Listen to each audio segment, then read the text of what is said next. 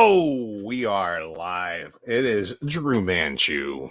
It is the Jason Cantu. We are here to do some chatting about comics. If you guys check the description of this video, you'll see it's very simple. We are doing comic book stuff. 3 words that describe what we're going to be talking about tonight. We are live. Just want to check in with the chat real quick. I don't think anybody's still here watching us, but Ruben Guzman was here. Throwing that cowabunga, fam. Glad to have you, my friend. We got the Great Legend Show. We're going to do it for the culture, my friend. Mm-hmm. That's why we're here. We're not here for the big time views. We're not here for the monetization, even though we are monetized. Hit that super chat up and pay us for this. But we're here for the culture. We're here for the culture of comic books, my friends. Jason's got some really great stuff to share with us that he picked up this week. I got a couple of books that I want to talk about. And I got a couple of news stories that we're going to talk about before we get out of here. But, man, Jason, let me ask you first. How was your week, man? You doing all right? Things going good? Yeah, going good. I've been working a lot. Got a PS5, dude. And man, I want one. It's amazing. I've been messing around with the little playroom section in there, so I've been like trying to record what I play and then edit little segments. So I might start posting like some things I edit and stuff. Sweet. We'll see if unless I get tired and lazy, which tends to be the go-to. But I'm having fun playing around with the editing stuff. So hey, who knows if I get a hang of it? Maybe I'll start a gaming channel or just put gaming videos on this channel instead or whatever, So Chris Barrett's in the chat. He's having a great week. Yeah, man, what's going on with you? I think I don't even really know, dude. I've been working like nonstop. I'm also I'm going to plug this once here and probably before we leave. But Black Friday, man, I've been putting in some hours, helping out the gang with Mainframe Comic-Con. Black Friday, we'll be doing a DC event. There's so much cool stuff going on. Go to the mainframecomiccon.com or hit up the Facebook page and like the event. Tell us you're coming. Let us know what you're excited for. Hey, guys, if you don't care for panels and you don't want to hear Tom King talk about Batman Catwoman, or you don't want to hear the team from Batman Black and White look back on that fabulous book series that came out a few years ago, or you don't want to hear some of the greatest Bat artists talk about their contributions to the look of Batman over the years. If you don't want to hear these wonderful panels with John Suntrist of Word Balloon Podcast moderating, hey, that's your bag, okay? Don't come, don't watch. That's fine. Right. But you might want to click on these links because we are selling exclusive prints in conjunction with comic sketch art, autographed prints, autographed posters, CGC autographed comics. We have the option to send in your own things to be autographed as well. There are so many different opportunities to buy gifts for some of the nerds in your life that might be hard to shop for. Everybody loves Batman. Everybody loves some art. Everybody loves something exclusive and personalized, and you can make that happen. You just go ahead and go to mainframecomiccon.com for more information on that. So, yeah, I've been putting in some late nights trying to help out with that, and we're loving it. Discovery Bay is in the chat. I want to shout him out.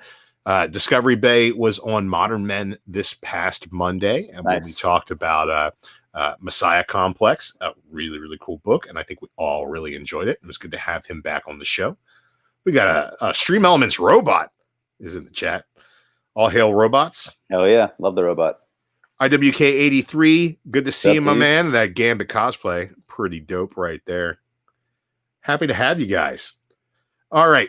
Jason, this is my favorite segment because you get to show me some cool stuff and I get to mentally check out for a little while. Yeah, man. We're going to go ahead and go into our next segment I like to call Show and Tell. Jason, what'd you get this week, man? Yeah, that's a good name. I got a lot of stuff. I'll start off with like small stuff and get to the bigger ones, I guess. Dude, I'm psyched. Dude, Scorpion Comics got a book from them. Nice boxes now that they have with their stuff. Pretty cool. Yeah, but man called Sting. Yeah, you should just have like regular boxes, And so this is the first time I've seen them use their own personalized box. But from them, there it is. I got this Perillo Zed Oh, that's dope. Yeah, he's just man spreading, you know. It's just, yeah, you get arrested on the subway in New York. Yeah, you can't sit like that anymore, man. But yeah, he's just his pimp chair, man, his pimp throne. Dude, sick Perlo art, man. I'm stoked. I love Zed. I think his design is sick. No matter if you're an adult and think the Power Rangers are silly, man, you can't deny like the drawing and the aesthetic of Zed. I always thought he was cool, so I had to get that, man. I was stoked to see that. This one is a new one, Virgin cover of Marked issue 9. And I don't know who did the art, but it's very Middleton-esque. Might be Middleton. It is beautiful. But yeah, usually there's a trade dress. But yeah, I got the same really nice cover for cover price on eBay. Hell yeah. So pretty dope. And this one is a Jay Anacleto. It's Excalibur. I love his stuff, man. Yeah, he's amazing. I have a good bit of his stuff, and I'm going to get more. And then this one, I think might be no, I forgot this guy's name. His initials are like, it looks like M and M, but it looks like Del Auto, but it's here's X23. That was pretty sick. Oh, can you zoom in on put up the signature? Yeah, it's like, hold on a second, find it. It's I just saw it a second ago. There it is. Yeah, I don't recognize that. I can look it up, but I'm pretty sure. Curious. I'm pretty sure I got it from Unknown Comics, but pretty sick X23. I love X23, man. She's one of my favorites. Laura's great. Yeah. I hate that they're not calling her Wolverine anymore. I know. Yeah, that's kind of a bummer. And then I finally got the Extreme issue. It's amazing. You've had that issue forever, dude. The Lobo one. Yeah, it's great. I'd get the I think it's a week or two. Did you read through that? Yeah, I read the Extreme issue like fun. 3 times. It's so hilarious. Much stupid fun. I love that issue so much. It's amazing. It's like I'll be honest, it does everything for me that Deadpool has failed to do recently. Yeah. Right? Yeah. I'm loving it. Yeah, if that became like an ongoing with the same writer, dude, I'd be down. I don't know how long they could keep up that level of quality. Dude, it was hilarious, man. It was really good. I enjoyed it. I'd get a pull list at my LCS. I have just that. And then Seawood sent me a box in one of these, I feel like Peter boxes, which is awesome because I've always wanted one of these, dude. And finally got that from that Spider-Man booth, but he packed it with a huge AOK, a bunch of books here, man. Sent me Jeff Lemire, Royal City, #1. Pretty stoked for that because I love Jeff Lemire. And I believe I've read like an issue or 2 of Royal City, but never read from the beginning or issue 1. But I always enjoyed Jeff Lemire's playlists that he has in the back. It's pretty cool. He's one of the first like comic people I saw like do that. What's on that playlist? Throw a couple of options at me. He's got let's see, Yola Tango, Modest Mouse, Jim Guthrie, Royal City, Fembots. Jason, I'm just going to say right now, based on the font on your T-shirt, Modest Mouse seems right up your alley. Dude, I listen to so much stuff, but I work for a death label, so that place is he's a really good like indie alternative like curator, and I enjoy his picks as well. He has good indie taste. Continuing the Seawood stuff, got Sergeant Fury and the Howling Commandos. Nice. Got Swamp Thing. It's Bernie Wrightson cover. Oh, that's sweet. He sent me a Bernie Wrightson cover too. Hell yeah. I'm filing out the box. Okay. We'll go a little faster here. It's a good bit. Hell yeah. Strong guy. Hell yeah. Yeah, Strong Guy's awesome. Dude, for some reason, Wolverine and Gambit in those X-Men costumes, like those standard uniforms. Yeah. I kind of dig that. Like, I think it's pretty cool. Like the fact that they wore them so rarely, I think that really stands out. Bishop and Colossus. Executioner song. We got to do that on Modern Men. Are you guys gonna do it? I would hope so eventually. It's like the longest, like convoluted X-Men event in my opinion. Dude, That 3 is that looks like it's in pretty damn good shape, man. Yeah, it is. It really is. Colossus is back. Dude, Witching Hour. I love Witching Hours. Hell yeah. Ultimate X-Men. Awesome. Dude, so much X-Men. Yeah, I think that we split the pot of those X-Men. The infamous Bukkake cover.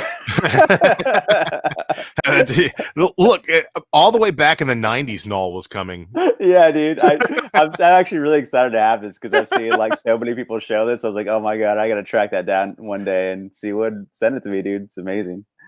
That's so good. John's comments with kids in the chat. What's going on, John? What's up, John? This dude just got monetized. Go give him a super chat or two. John made a whole entire compilation of like Noel's coming covers on their last night, and so you can check those out. It's pretty awesome. You did a great job. X Factor, the Alliance of Evil. That's the first appearance of Apocalypse. I mean, it's a cameo, but it's the first appearance of Apocalypse. And then, of course, the first Sinister, Mr. Sinister. Yeah, dude. I've wanted this comic for a very, very long time. Cat and Sassy Pants. We were there in the after hours chat with Seawood. He's like, yeah, I'll send you this one. That's like sick. Yeah, so pretty cool. That's a great snack, man. Great A-OK, man. Seawood is the man. All right. Put those over here. And then you got another box too, right? From Matt? From the boy who had 7. I got one of his raffle boxes. And he had a bunch of. That is a 6 stack of books right there, bro. It's huge, so I can't do it all, but he has them taped together in categories. So we got like variants and keys. I want to open the keys ones for sure. Whoa. All right, so these are like dollar books. That's a huge stack. Chris Barrett says that he thinks Apocalypse's first appearance is in the Bible. We read real books here, Barrett. At the risk of sounding blasphemous, we read real books with pictures. You got Raw. If you ain't putting pictures in your books, you don't really care that much if people are reading them. And like whole entire runs of something. Oh damn! Yeah. So maybe we'll see what run. So we'll see what run there is, and then we'll. We're gonna start off with the keys, though. Hell yeah! All right, dude, you got the pull tabs. So sick. Pull tabs, key issues, categorized. This dude has got his stuff together for sure. Absolutely. Actually, I'm gonna keep these on so I can keep them together for now. So keep that tape on there. All right, let's see what we got. See if you guys can help me out there. See what we got. Got this Justice League. 18. Mm-hmm. Is that first Jessica Cruz? Could be. I don't know. I read comics, not DC. Superman, Doomsday, Justice League of America. Is that the first Doomsday? The first Doomsday cameo, maybe? Maybe. I have no idea. I don't know, man. This is like a newer one. This is like a tie into like the Joker War. Was it a first appearance of someone? Fits like a glove. Was this I don't know. The return of Nightwing? Maybe. He finally got his memory back, right? Yeah, he's not Rick anymore. He's a dick again. Sick Man Thing. Oh shit. Everyone burns the side of Man Thing. The Supergirl. Pretty cool. Michael Turner, dude. Sick Michael Turner. That is dope. Yeah, and then boom. Man, I want one of those. I'm looking for one of those. She-Hulk #1. Dude, sick. Yeah, like all his raffle boxes had like a banger in there. You know what I mean? I think he had some Beta Ray Bills and a bunch of other awesome stuff going out. Yeah, so dude, whenever that She-Hulk is heating up the charts. It's getting ready to be even more valuable when that show pops off. Yeah.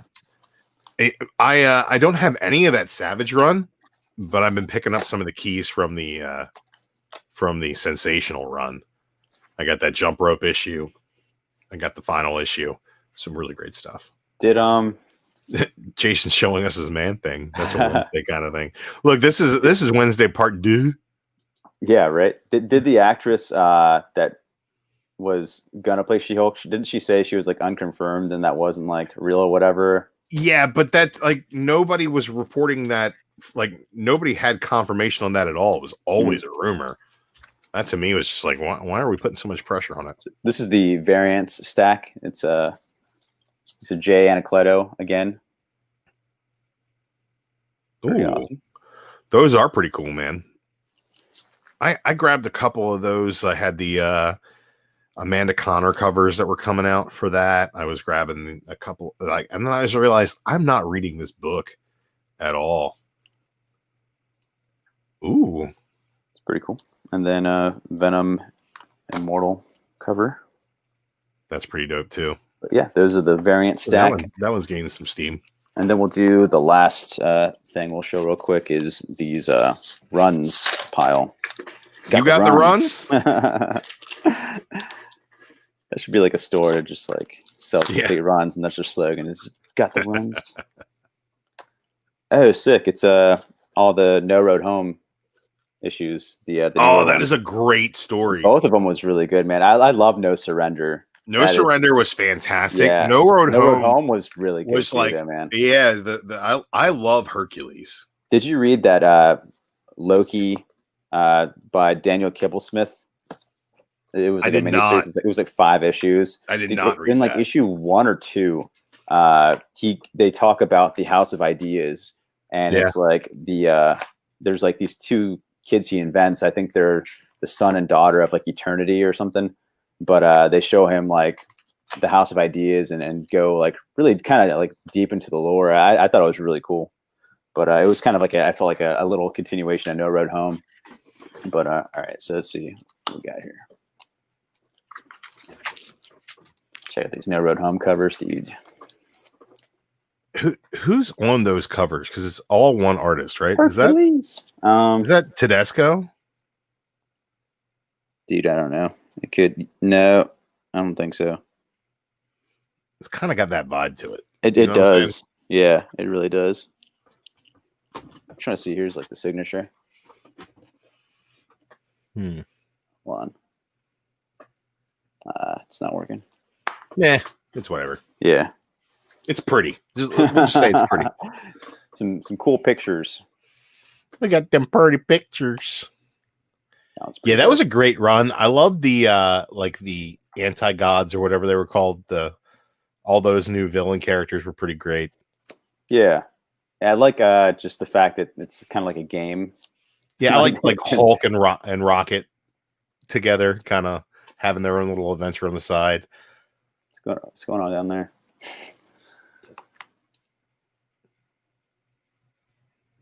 Dude, those are dope. It's like my mother-in-law. No. The monster or Conan? Right? Both. That's so sick. Dude, that's such a dope cover. It's like almost like Mark Brooks like. Right? That's awesome. Shatterstar. That was actually not a bad series. That Shatterstar series, Tim Seeley, really good. I mean, it wasn't great, but it had a lot more to offer than I thought it would. Oh, I love that cover. Is that a Hans cover? Who? It looks kind of like Stephanie Hans. No, it's the same as the No Surrender. Can you hold that up? Is it 2 T's? Here's the signature. No, it's not Tedesco. Oh, that's Yasmin Putri. I was going to say Putri earlier. Say Yaz? Yeah. Yep. Okay. I couldn't see it on the other cover. I love Putri's work. Yeah, me too, man. That's awesome. That's it. That's dope. Pretty cool. A lot of stuff. And a nice Pieta cover to end it there. Yeah, but got a lot more too. But yeah, we'll stop there. What'd you read this week?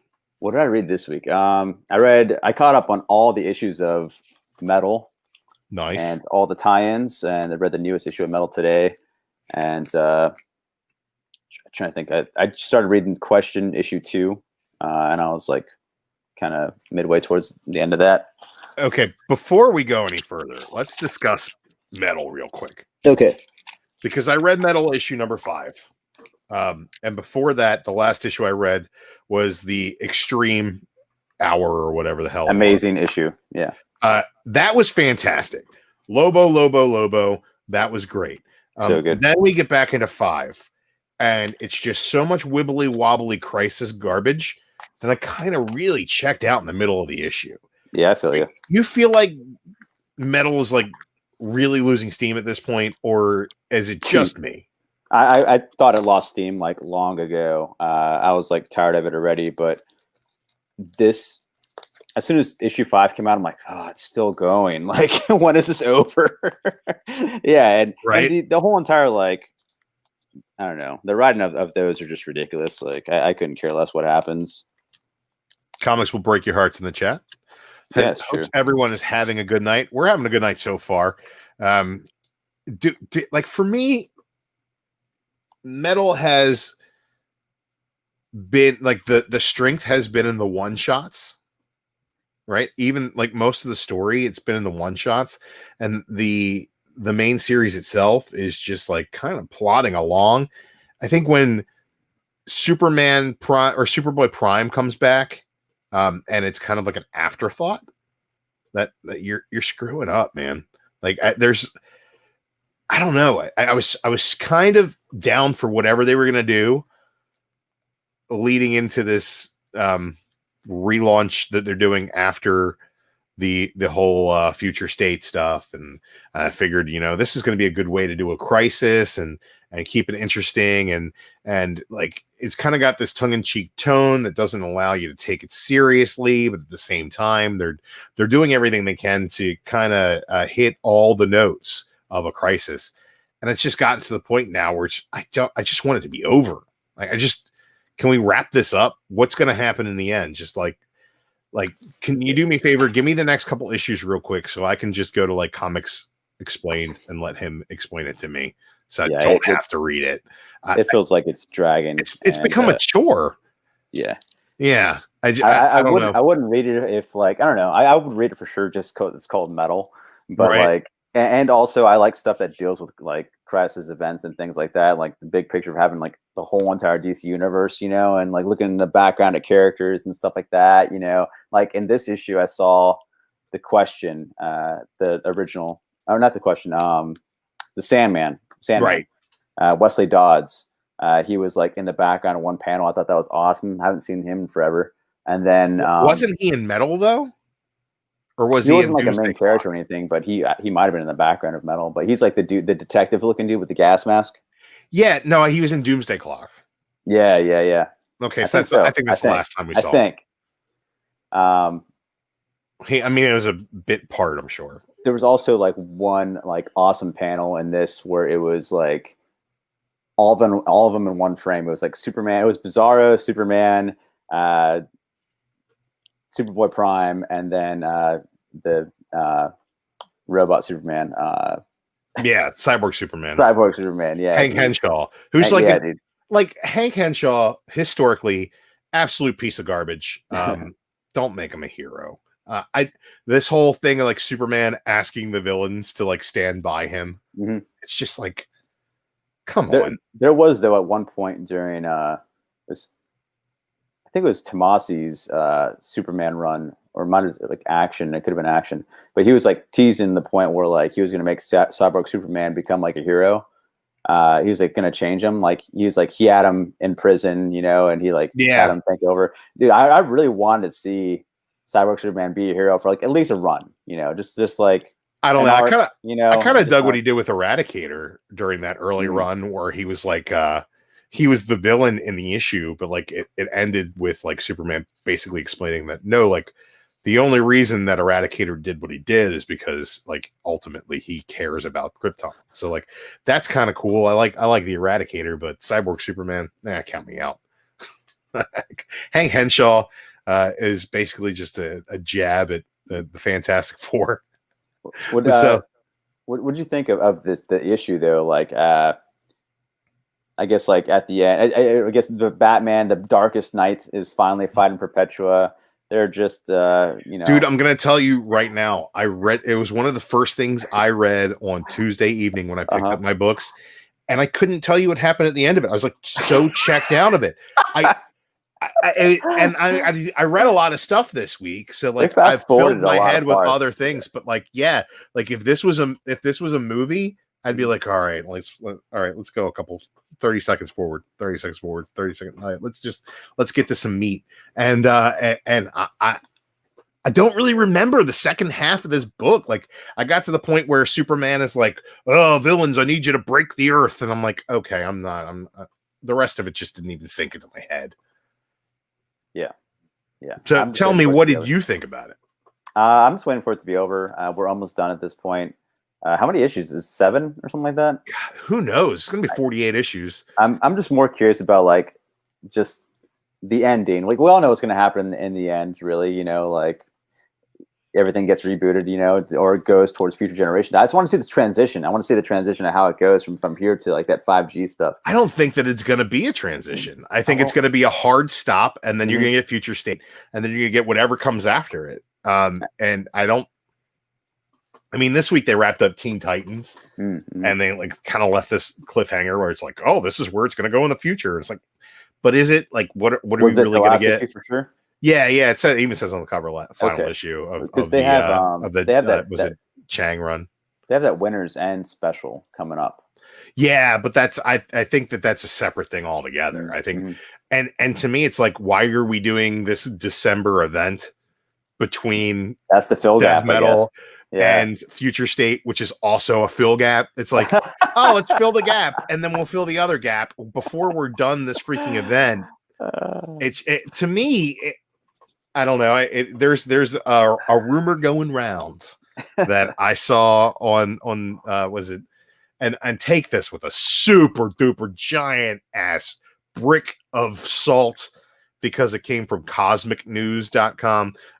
But there's rumors that in June of 2021, DC will stop producing floppies on a weekly basis.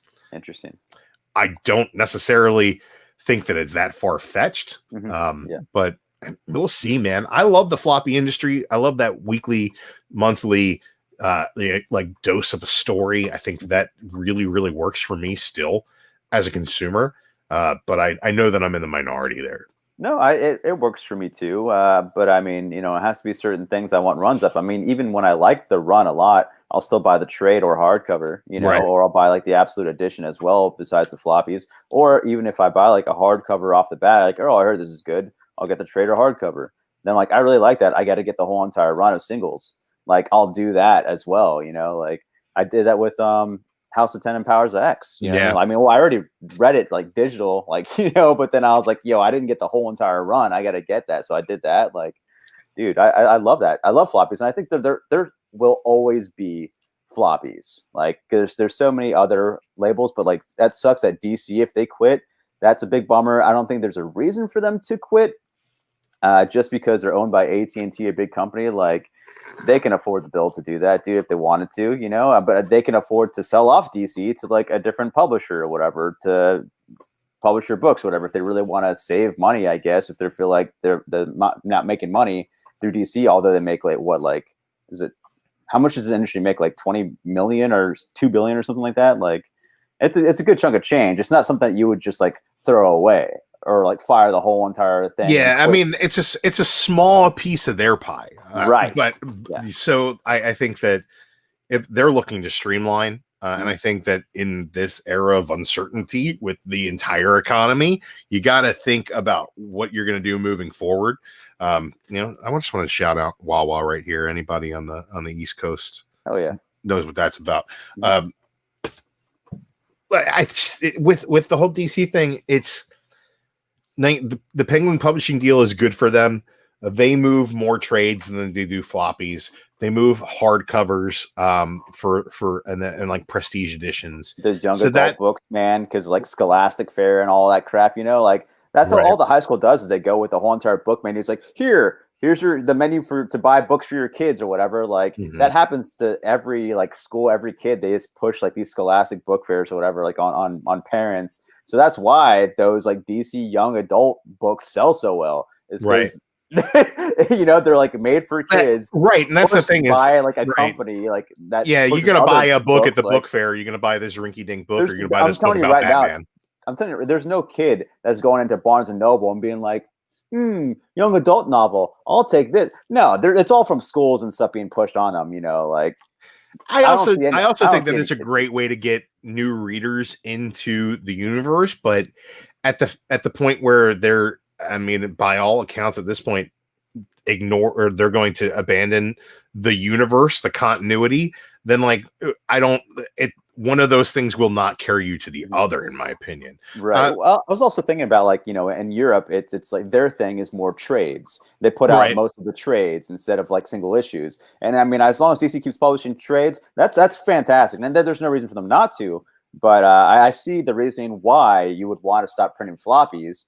And also the business model of the floppy versus trades, I think sucks. Like I prefer the business model of trades and getting the whole entire run. Or if you're going to make floppies, if you feel so worried about it, do pre-orders for it. Like you can order the whole entire run already and just get it maybe a small discount or something, like, and get all the floppies. Like there's your solution there. But like, I don't see these going away anytime soon. But but I could see that happening, and if possible, because there's always a huge thing where DC wants to go more digital.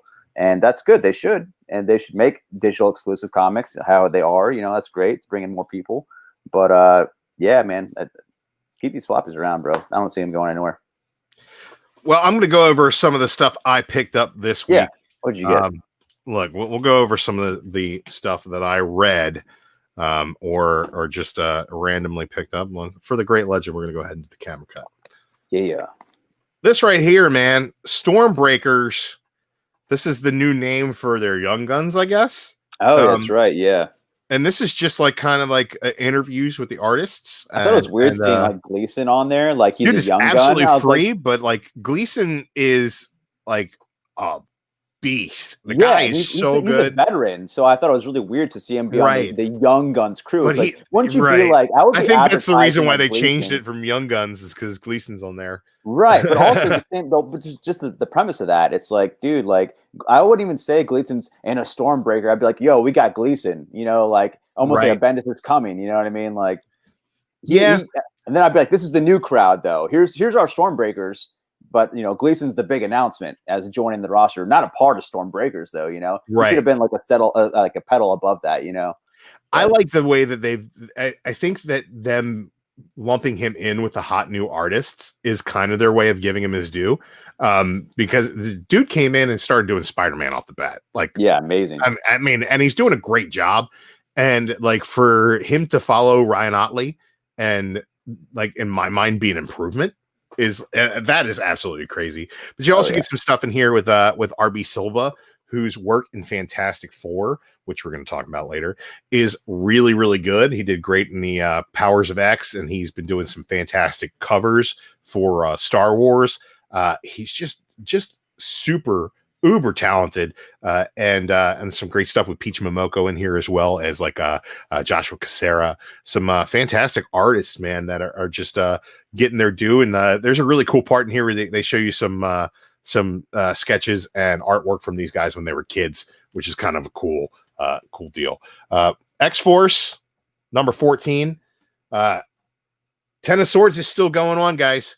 I think it's lost a lot of steam, I'll be honest, but it's getting into the end game of Ten of Swords now. And I think that a lot of it was kind of just playing with the reader, in the same way that in the middle of his New Avengers run, you got the Infinity event. I think Hickman's kind of mirroring that, in this run. A lot of good stuff going on still. I think that the art has been really great on these X-Force issues. There's some more stuff happening in Hellions, where we get the Sinister turn of Sinister. We get some let me get that glare off of there. We get some really cool stuff with the kind of the Hellions of Otherworld. There's some neat stuff going on there. I enjoyed it. Cable. Yeah, Phil Noto. Phil Noto cover there, man. Love those. I grabbed one of the variants as well that I thought was a much better cover than this Phil Noto cover, but still really great story here. Kind of Cable having this moment where he psychically calling his parents after getting his ass whooped, and like one of my favorite things about it was he's like, yeah, for this I should have been the other guy. Which has given some love to the fact that people have been hating Babel, as people are calling him in a couple groups, Baby Cable, and want Old Man Cable back. It'll happen eventually, folks. Just be patient. Be patient. Everything comes back around in comics, just kind of the way it is. Yeah. I'm going to tell you what I'm pretty much done with, and I've been saying it since 25. I'm so tired of Null, God, dude. Like, and this is like. What is the deal with Dylan and Null and like, oh, we're in an alternate universe and blah blah blah. Everybody's a Venom and just like, Jesus, just stop, just stop. I mean, come on. Something else that I want to just stop, no matter how beautiful it is. Oh, you don't like Ghostmaker? I don't care about Ghostmaker, right? And I don't care about Clown Hunter. Yeah. And I don't care about what's going on with Harley Quinn in this book. And I just don't care about it. It's like Batman 100 came. It should have been wrapped up. That should have been it. Yeah. You can tell that this is an add-on arc. You can tell that they're biding time and they're just kind of dragging their feet on this whole thing. And it's just I think they had this plan. Like, I think once they said he's gone past 100, he already had plans with Clown Hunter with his covers. Same thing with Ghost Hunter, or Ghostmaker, whatever the fuck his name is. You know what? I can't wait for Ghostmaker to pop and Clown Hunter to pop so I can just sell these issues. I don't know, man. It's very uninspired. That's what I'll call it. It's not bad, right? They're all just costume boring. Designs, they're just costume designs for cosplay, man. Yeah, that's all they are. It's just that's the whole reason they made them. It's just uninspired. I'm liking what they're doing in Detective right now, where it's actually detective stories. I got to catch up on cool. Detective. Yeah. But I mean, this is just, it's like, let's just get to Future State, right? So I can read 3 or 4 of those and see how it goes. A couple of chats. I'll highlight these before we move on. John's Comics Kid, digging my new setup. Awesome. Yeah, man. Great lighting and background. I'm in the same spot I always was, but the camera I had the camera on top of my monitor over here looking that way. Okay. And I just changed it so I can utilize the setup in front of me. Both ways are good, man. Right. And I can put some toys back here and, be an asshole about it. I need a stand like that. It's a good stand. Yeah. A little, you go to Michael's and get yourself. It's just like a photo frame thing. I have this hatred for Michael's because my mom. Well, then go to AC Moore. I don't know why. Just the smell of. They probably have them at Walmart. Daymares is in here. Good to see you, Daymares. Very happy to have you in the chat. We talked about this shiny ass cover, like the Lex Luthor since. The whole Perpetua thing. Run. Yeah. It's just like, stop. Just stop. And on top of that, I think this is just the same Crisis nonsense over and over again. It with a Greg Capullo skin, and it looks great, but I'm super checked out of it. Like, I just want more Lobo. I wish I wasn't. I wish I really enjoyed it more than I do. But you can't have everything that you want. I want another Lobo issue. This is the final issue of Teen Titans 47. I've really loved this run. I thought it was great. The annual where Damian took off the R and threw it down in Batman's face was fantastic. I think that I really enjoyed that. And this team is good. Roundhouse is a cool character. I'm liking this Kid Flash. This I guess Wally, I'll call him Black Wally. He's for the first time ever in this character's existence, I find him tolerable. And the Red Arrow character, she's great. And I like Crush. Lobo's daughter is interesting enough on her own. Bernard Chang has been doing great covers for these and a lot of really great stuff in the interiors earlier on the run. So the art has been really great. And I don't remember who Fernandez took over the art duties on the interiors and has been really good. Really enjoyable book. If you like the Teen Titans, this is since New 52, this is the best run of Teen Titans, in my opinion. I like the Rebirth one. I thought that was pretty good. Yeah, well, this is the follow up. This is kind of the same run. I think I read the whole entire the Rebirth run, and then that ended, and then later on they brought it back with the new writer. With this guy, and I read the first couple issues, and I forget when I dropped off, but it was interesting enough. I think the last issue I read was like the Lobo daughter one. Yeah, Brush. They did. It's a 47 issue run. People only want that 13 for that first appearance of Batman Who Laughs. Let me tell you, if that's the only one you got, you are missing out. Yeah, that was a good run. I got 3 copies.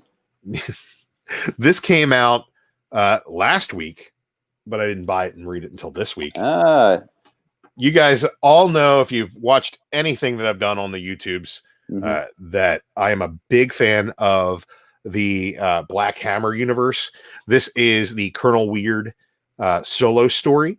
My favorite character out of the whole group. And it's like he experiences his life with time broken. So it's very confusing. That's awesome. And you're not going to know where it's going till it gets there. So I would suggest picking it up. Tyler Crook on the art in here is just really killer. That's sick. Like, I really want to read that. I'm going to wait for the trade, though, I think. And same thing with the new Martian one that came out today.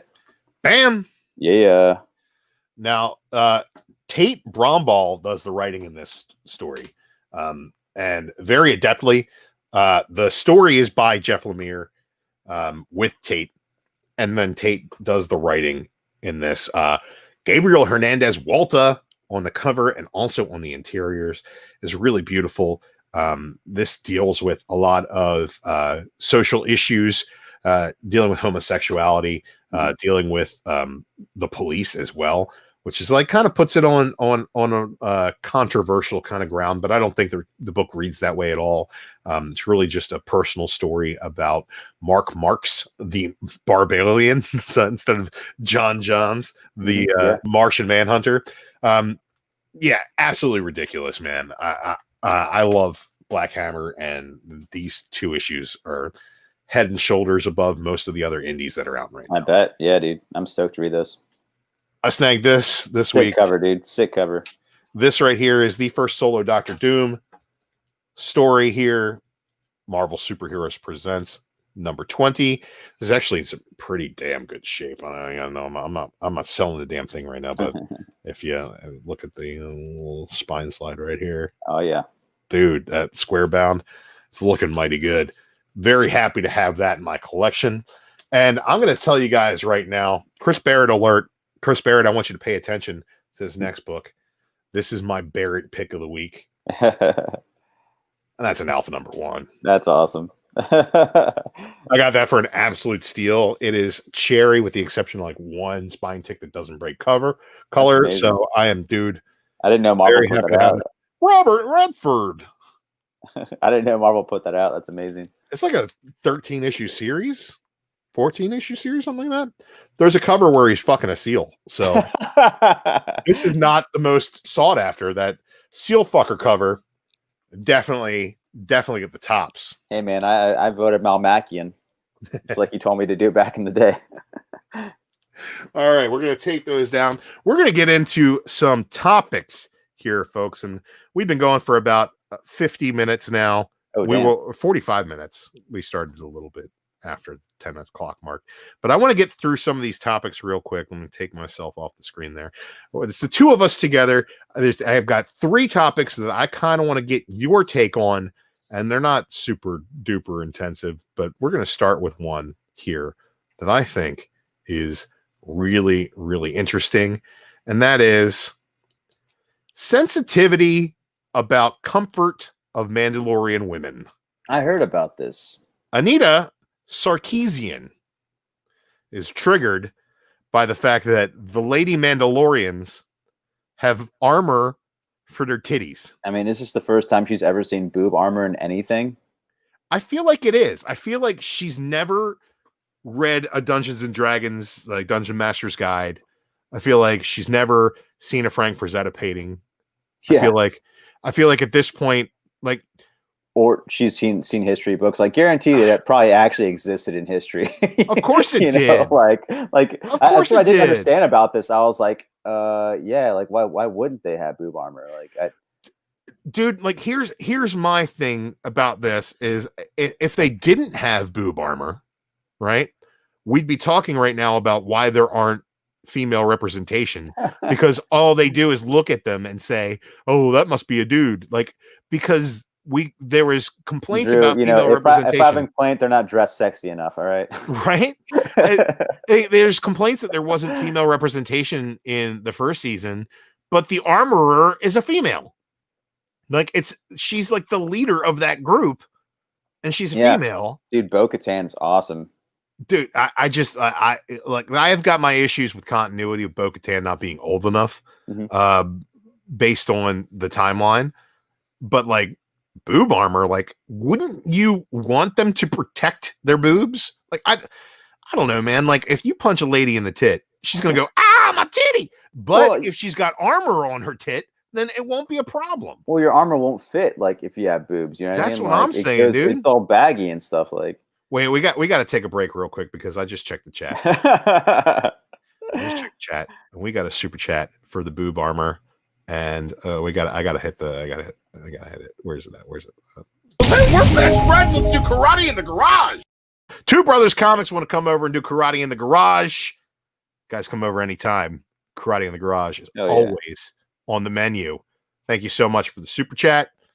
$5 is worth it for some boob armor, man. Here's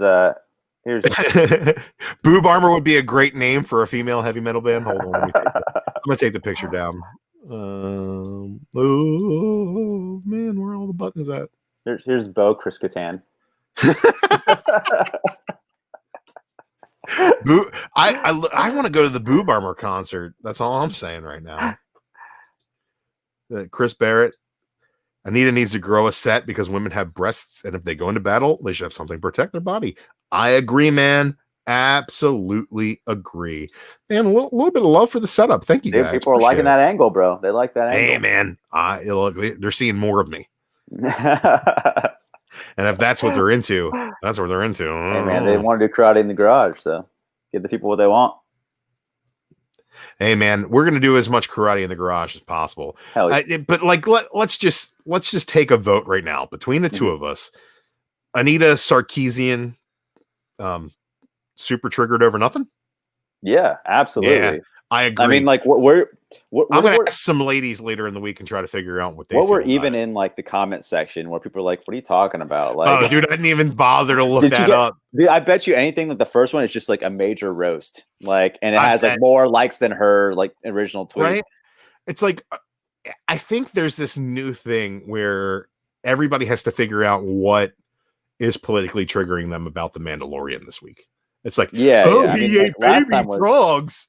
Oh, yeah. Now they've got boobs. Oh, dude, like, my wife was major mad about like people trying to cancel Baby Yoda. He's a Yoda, funny, bro. Dude. He's gonna eat critters. Like the Empire Strikes Back. He's like living on Dagobah because it's a buffet. It's like nobody's gonna find me here, and I can eat everything. All the frogs, man. All the frogs he can eat. What's up, TJ? Shout out TJ Watson. I learned something new about TJ Watson last night, and he loves Zack Snyder movies. So, I mean, approach him with caution. Hey, man, my guilty pleasure, Sucker Punch. He loves Sucker Punch too. I love Sucker Punch. Dude, he threw up Sucker Punch like 8 hearts in this comment. Like, hell yeah. What, man? Like, the two of you guys need to get together and figure out what other crap you're into that nobody else. Dude, can stand. I want TJ to give me tarot card lessons. I want him to teach me like with the cards what they mean and like how to use them and stuff, dude. Dude, TJ, let's do tarot card lessons. That sounds like a fun thing for your channel. Hell yeah.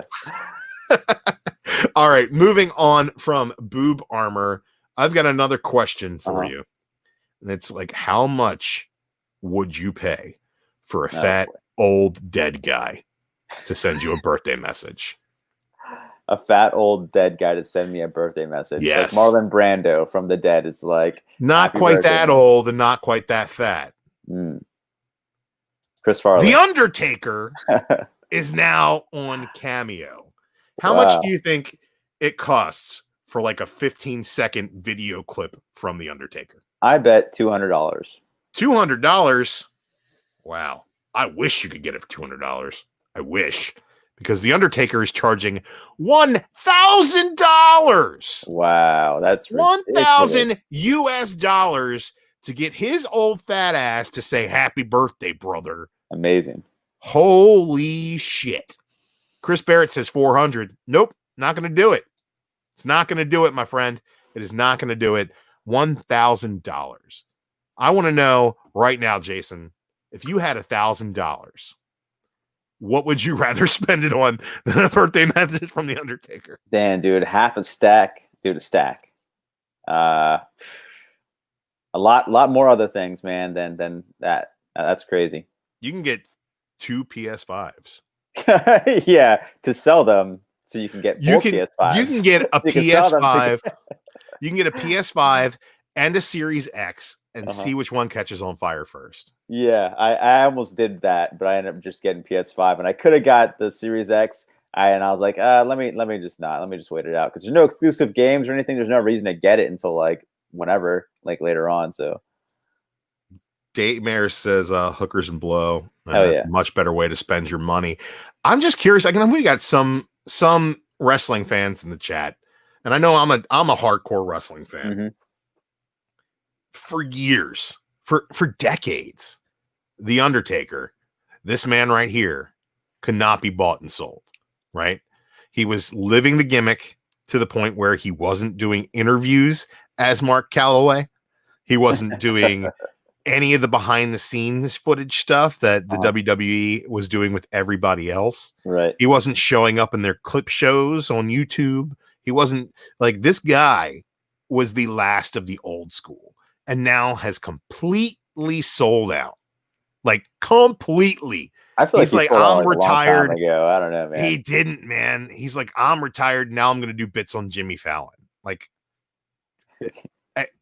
he's doing this. He's doing this last ride thing at SummerSlam or Survivor Series or whatever the hell they're doing. They're doing this celebration of his career where he's going to ride off into the sunset, and you'll never see him again unless you pay $1,000 for a 15-second video.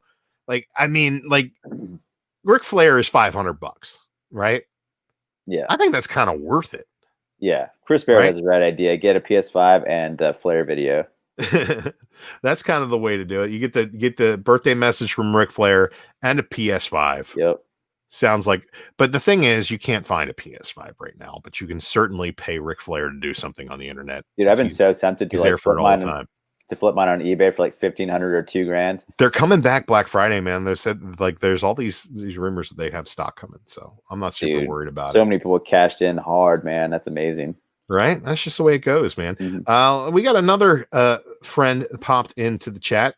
Ricky Markstad is here. What's up, Ricky? Guys, check out that Comic Core Discord. Yeah, he's up in stuff happening in there, and Ricky brought that to us. He's a great dude. That's what's up. Appreciate it.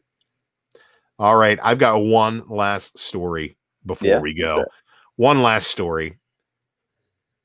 Recently, let's just go back to a wonderful story called House of X. Powers of 10. Issue number 1. The good days. Dude, Hickman took the mutants and did something new with them. Oh, that's right. And I'm really, really psyched about it. And like, I've been loving all of House and Powers leading into Dawn of X. I've been liking the X of Swords stuff. I think it's kind of stumbled a little bit, but overall, man, I'm loving this universe that he's put together. There was a really great scene where Cyclops meets the Fantastic Four and lets them know that their son Franklin, who is a mutant, who has been a mutant since his inception as a character,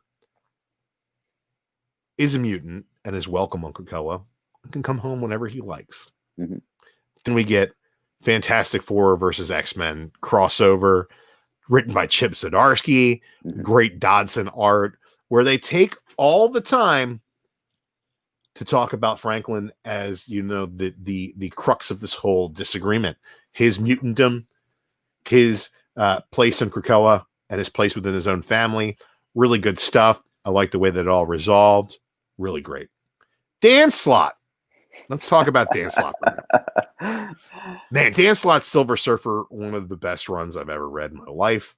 I liked Dan Slott's work with Spider-Man, if not completely on the Amazing Spider-Man. He did some great events along the way, some really cool stuff. But this week in Fantastic Four, number 26, Dan Slott depowered and demutantized Franklin Richards. Yeah. We got this scene right here. He used up all his power. He says, because you were not a mutant, and according to Cerebro, you have never been one. He's a reality warper. Well, where did he get those powers? Who knows? But as a child, he dreamed of being different without intending to. He used his cosmic powers to alter every cell in his own body until it appeared as if he was a mutant. And he's no longer welcome on Krakoa. Let's disregard the fact that humans are welcome on Krakoa, right? We've got plenty of humans that are there on a regular basis. Yeah, if they're there with the mutant. Yeah. Captain Britain is welcome on Krakoa. He's not a mutant. North Star's husband is welcome on Krakoa. He's not a mutant. Shogo, the baby, Jubilee's baby, welcome on Krakoa. Not a mutant. But apparently, Franklin has been cast in a different light. And I don't want to discount the wonderful work that R.B. Silva did in this book. But Dan Slott, what the fuck is wrong with you? Dude, so what do you think Hickman's going to do now? Hickman is going to write him as a mutant. Yeah. He already has, and like he has a plan for him set out. He has a plan set out for him. In the future, Franklin is a mutant with the island of Krakoa. That was in the Avengers run. Like that, it's done. He's a mutant. He always was. He always will be. And I don't know what Dan Slott thinks he's doing. I think he's doing whatever he wants, and then Hickman later on is going to be like, "Oh yeah," like we'll throw in a line like, "Oh yeah, I knew your dad was listening, so I couldn't say it or whatever."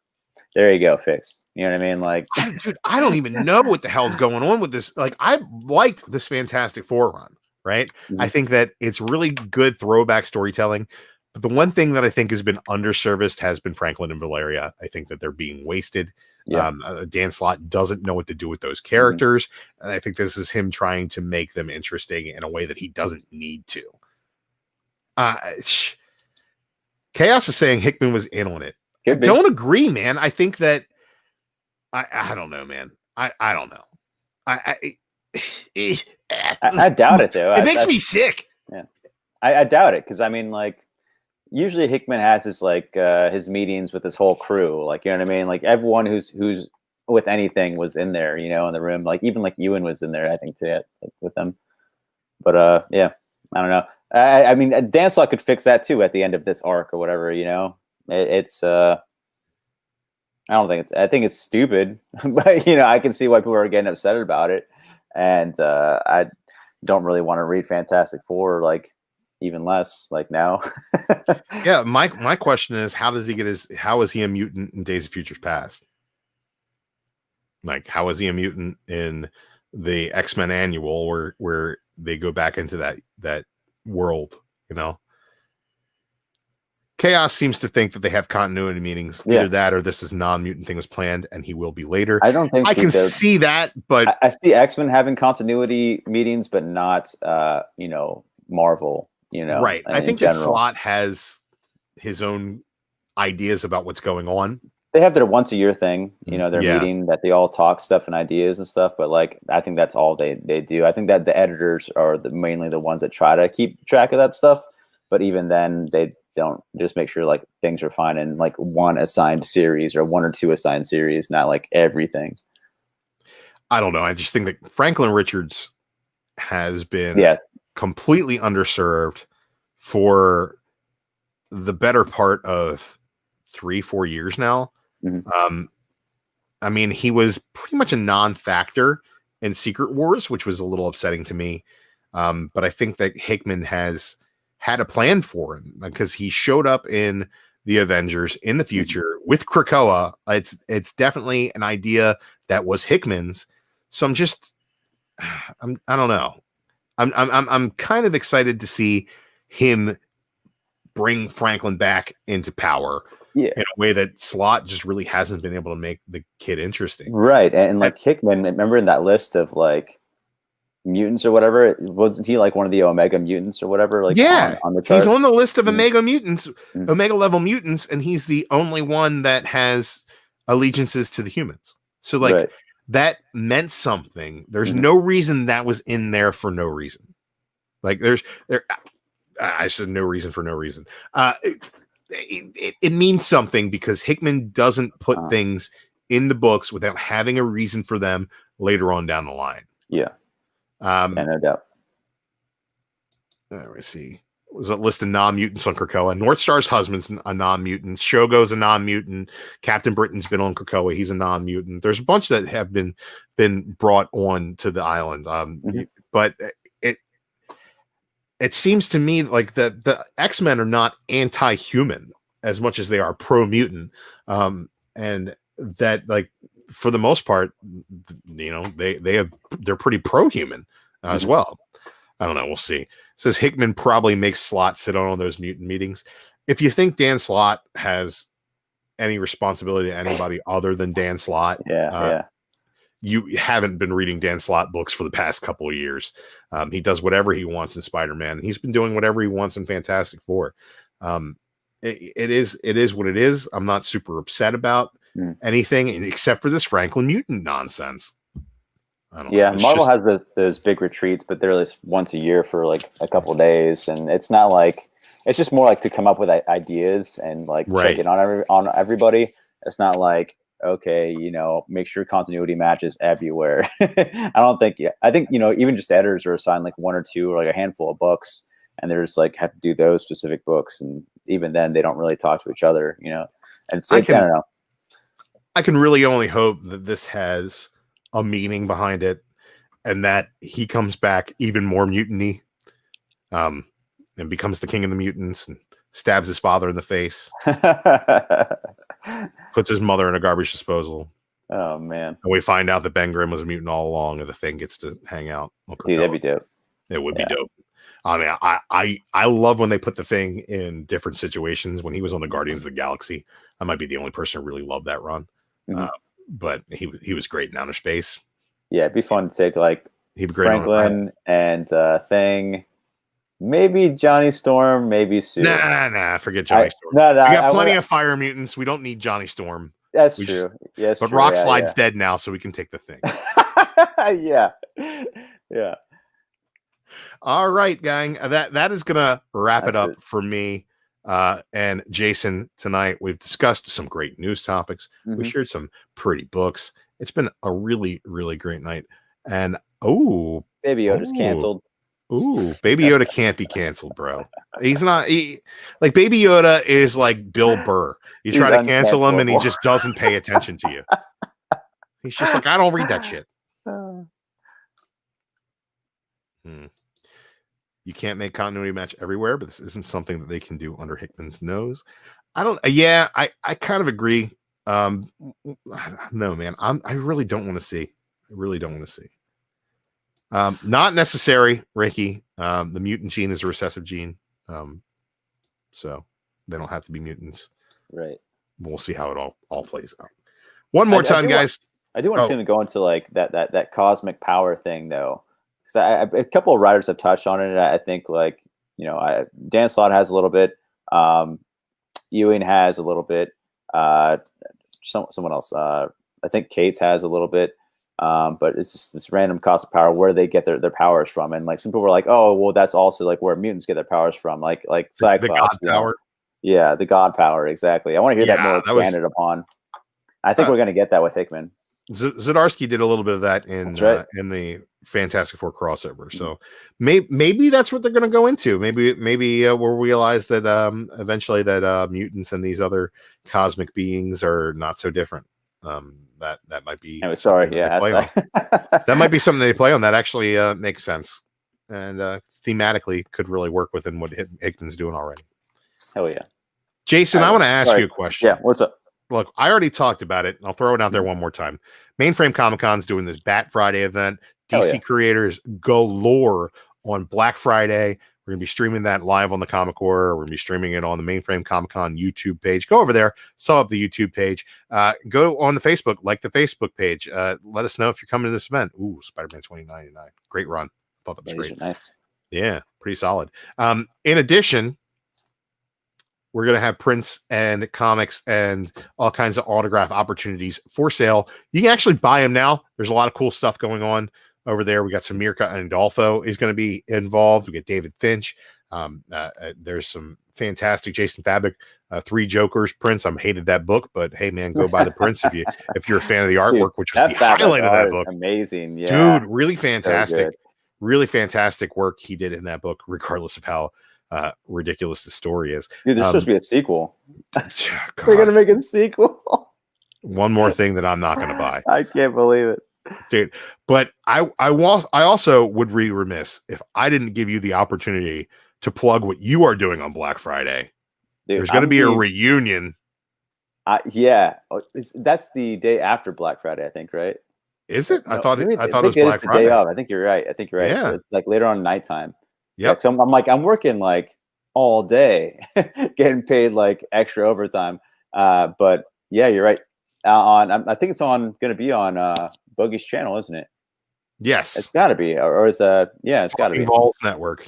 It's on the Is it called Talking Balls Network now? Yeah, they changed it to Talking Balls Network on the YouTubes. So the old Comic. What are you going to be doing?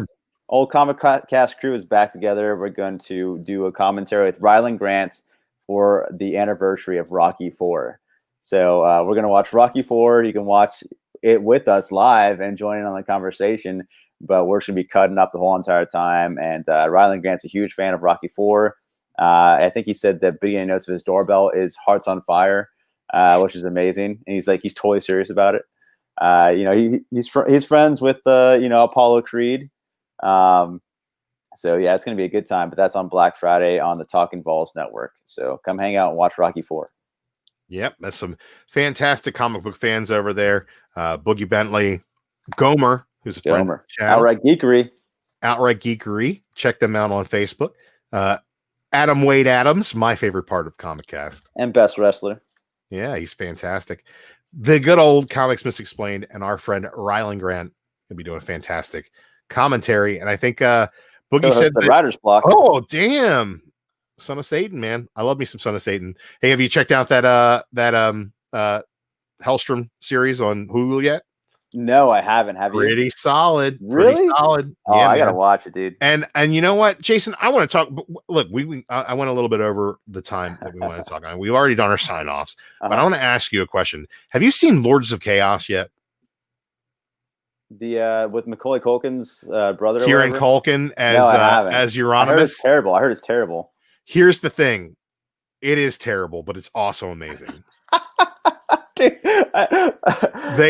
he can't hold his accent to save his life, and you can tell that they reshot the beginning because all of it is they all have American accents. Wow. And but the dead scene where he kills himself might be the most brutal suicide scene I've ever seen in a movie. The special effects are amazing. It's so twisted, and it's if you enjoy those really shitty biopics like Bohemian Rhapsody and Ray, right? You will find a way to enjoy this movie. The murder scenes are brutal.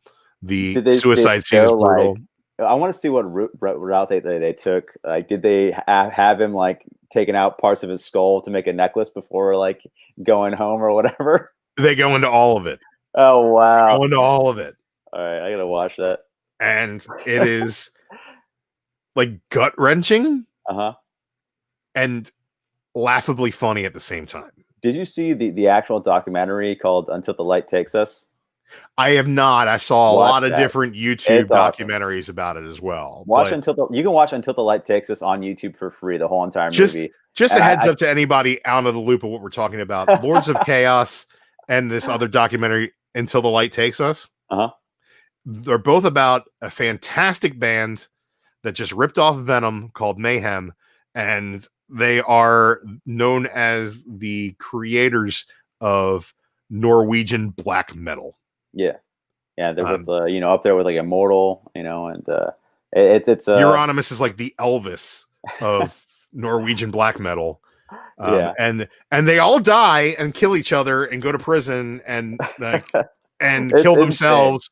And it is like I've seen Mayhem play like probably 5 or 6, no, probably like 7 times. I've seen them play a lot of times. And they play like the classics and stuff, and they're still pretty good live. But the original lineup, man, that was some crazy stuff. they've all killed themselves or each other. And I mean, Burzum, the dude just became a white power racist, like pagan. I think he was always a white power racist. He always was, yeah. Yeah. But yeah, that's crazy. Yeah, and like, here's the thing: is like Burzum has some good albums too, though. You think of what a satanic death metal band would be about, right? Mm-hmm. And like, it's everything that you think they would be about.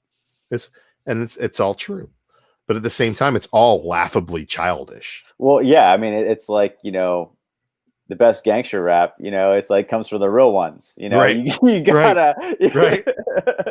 You gotta. It's just like everything that I mean, like everything that happens in this movie, like within like the second act, it's like something happens and they're like, let's go burn a church. Yeah. And then they go burn a church. Like, oh yeah, this album came out. Let's go burn a church. Like, yeah, okay, let's burn a church. Like, what the fuck? I'm telling you, there wasn't anybody inside of the church. It's fine. It's just no, it's on Hulu. It's great, and I would highly suggest it. And not because it's good, but it's fun. It's just it's stomach turning and fun. What's it called again? What's the Lords of Chaos. All right, I'll watch it. I'll watch it. I mean, I love the Until the Light Takes Us documentary. You can watch on YouTube for free. Right. But I saw it it had a small run in independent theaters, and it played in one small independent theater here in Pittsburgh for like 4 days. And I saw it. Like, my buddy and I took like 2 buses to get there. Where it's like, yo, we're gonna see this, and we thought it was awesome. And we just want to on a huge like Mayhem and like Burzum and Immortal kick and stuff. And like now, like I don't listen to Burzum. Like I had my days with that guy. I can't get behind his views, but like it's a great meme. It's like you find it was like the Vince McMahon excitement meme. It's like, oh yeah, you find a new metal band. They're really great. They're not white supremacists. Yeah, exactly. Yeah, like I mean, Mayhem's still great. Immortal is amazing as well. So, dude, check out more black metal. Yeah, I think my favorite scene in the movie is like there's this photographer chick, and they're like telling her to get naked and stuff, and that's pretty cool. But like she just says to him something like, he's like, I'm doing something nobody's ever done before, and she's just like, you're just ripping off Venom. It's fantastic. I mean, they had their albums called black metal. I mean, Venom is more like, I would say, hard rock, but yeah, it had like black metal and like that sound were completely different, but Venom would always take the credit for inventing black metal. But yeah, I want to give a shout out real quick to like Tomb Mold. They're like a band that's on the label I work for, 20 Bucks Spin, and they're one of the best sellers. Like I repressed this album I think like 13 times. Tomb Mold, yeah. But I want to give a shout out to them because they are going to be in the new Cyberpunk 2077 game. Hell yeah! Whenever that thing comes out, they're on the soundtrack, dude. So you're gonna hear some awesome death metal. This is the first pressing, I believe. That's insane. Pretty hard to find, but yeah, dude. So shout out to those dudes. They announced it today. All right, Jason, we're in an hour and 15 minutes. Yep. Want to shout out Larry here, Rebel Gaming. Hey, what's up, dude? Who are these guys? We're the A Squad, bro. Yeah, Andy's dead. Long live the crew. That's the way we do it. Thank you guys so much for hanging out and talking comics with us. I think that we fulfilled the promise of the description of this video, comic book stuff. And with that note, let's get the fuck out of here. Yeah, kept it under 4 hours. Yeah, under 4 hours. Now I'm going to play some video games and get something to eat. Peace.